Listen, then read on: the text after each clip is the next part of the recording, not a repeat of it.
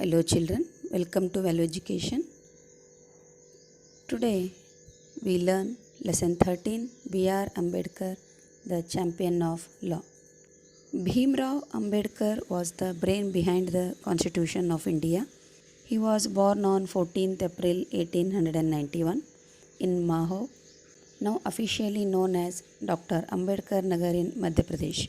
He was the 14th child of his parents Ramji Maloji Sakpal and Bhimabai. 9 of his brothers and sisters died in early childhood. His mother died when he was merely 6 years old.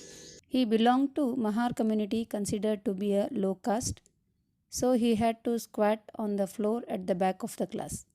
As he considered to be a low caste, so he has to sit on the floor at the back of the class. He was not allowed to study Sanskrit, as only the high caste students were allowed to study Sanskrit in those days. Some of the teachers would not even correct his copy books because he was an untouchable. So the people who belong to low caste are considered to be as untouchable in early days. They would not even look at his face. The following incident would give us an idea of untouchability which was prevalent in the society of early 20th century. Once Bhimrao Ambedkar set out to visit his father, who was working in another town. His elder brother was also with him. The boys hired. They took a bullock cart on a rent from the railway station. After some distance from the station, the cart driver realized or come to know that the boys belongs to Harijan community. Though he was a poor man, but he was proud of his caste status. He ordered the boys to get down his cart and find their way to the town on their own. But the boys pleaded with him, requested with him. Then he agreed to take them for double the fare. He was agreed, but he was ready to take them at a double charge. He would not sit in the cart with the boys. The cart driver was not ready to sit in the cart with the boys. He walked by the side of the cart all the way. So this incident tells that how these were treated in those days. The city of Bombay was more tolerant, so Ambedkar went to Bombay to complete his matriculation, that is 10th standard.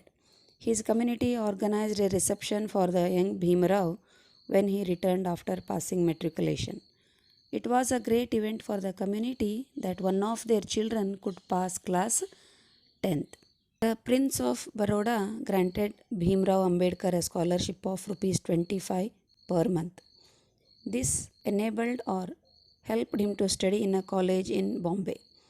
He took the bachelor's degree in English and Persian. He had already studied Sanskrit privately. He joined the Baroda State Service and was appointed an officer. Though he was an officer, even the peons insulted him, humiliated, not giving respect for him. He resigned his post within 15 days after joining the office. However, the Prince of Baroda offered him a scholarship to study abroad or in a foreign on the condition that on return he would serve in his state only. After his studies in the United States of America and England, Ambedkar returned to India and served the Prince of Baroda as the military secretary. In his state, he worked as a military secretary after his return from abroad.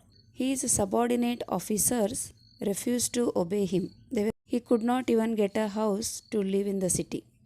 A Parsi family rented him a room. The people insulted the family so much that he decided to leave the town. Even with the high qualifications, no one offered him a job. He started a consultancy service of his own. He started his own service, but no client patronized him. He obtained the post of a professor in a college, but his colleagues and students refused to talk to him. The Prince of Kolhapur offered Ambedkar a scholarship. He thus went to England for higher studies. When he returned, he became a lawyer in the Bombay High Court. The other lawyers and judges harassed him, insulted him. So he had to leave that job also. These all incidents made the Ambedkar decided to fight against untouchability. He organized the Harijans and held meetings and protests. With his efforts, the Bombay government passed a law letting the Harijans use public wells and ponds. In those days, these people were not allowed to use the public ponds or wells also to drink the water. The high caste Hindus agitated. By this, high caste Hindus got angry. However, the law remained in force.